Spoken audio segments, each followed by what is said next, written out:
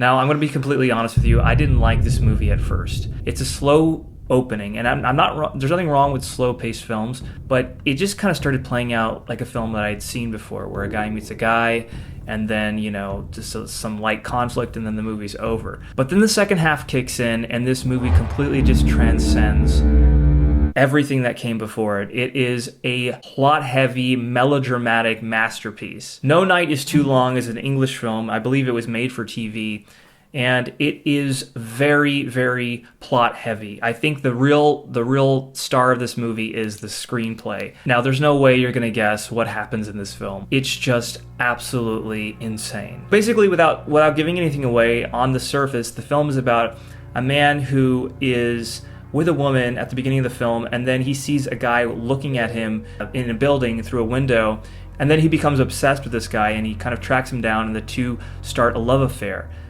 And the story starts going into motion when they go to Alaska. One of the guys is a paleontologist, and he's on an expedition. And then after that, the story just completely evolves into some amazing piece of cinema, really. There's also this framing device that happens where the main character is talking to somebody off screen, and something bad has happened because of that. I couldn't even begin to explain exactly all the intricacies of the drama that happens in the later half of the film. And it reminds me a lot of a film I recently talked about, which is Passages, which also has the bisexual character at the center of it, except I would argue that the bisexual character in this movie is way more dangerous and hurtful to people than the one in Passages, as hurtful as that one is. So this is a guy who just completely goes off his primal desires without, with reckless abandon for other people's emotions. So, this is not another great representation, but again, it's just a lot of fun to watch.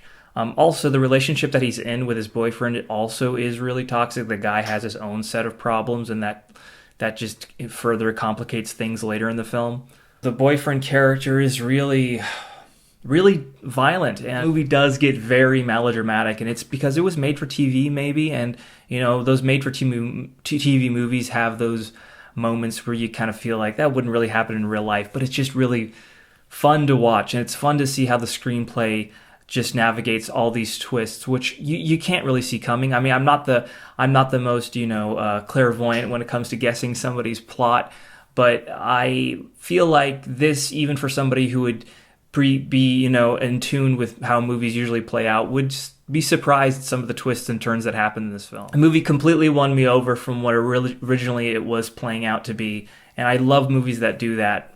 But if you don't make it through the first about 30 minutes or so, then you might do yourself a disservice. And I'm here to say that if you stick around and you like melodramatic, you like kind of over-the-top movies, then you'll enjoy it. Lately, I haven't seen a lot of gay thrillers. I haven't seen a lot of movies that play in that genre. You get a lot of romantic comedies or movies that feel very derivative of the Before Sunset series, which is fine. Two people talking, two people meeting. It's still interesting.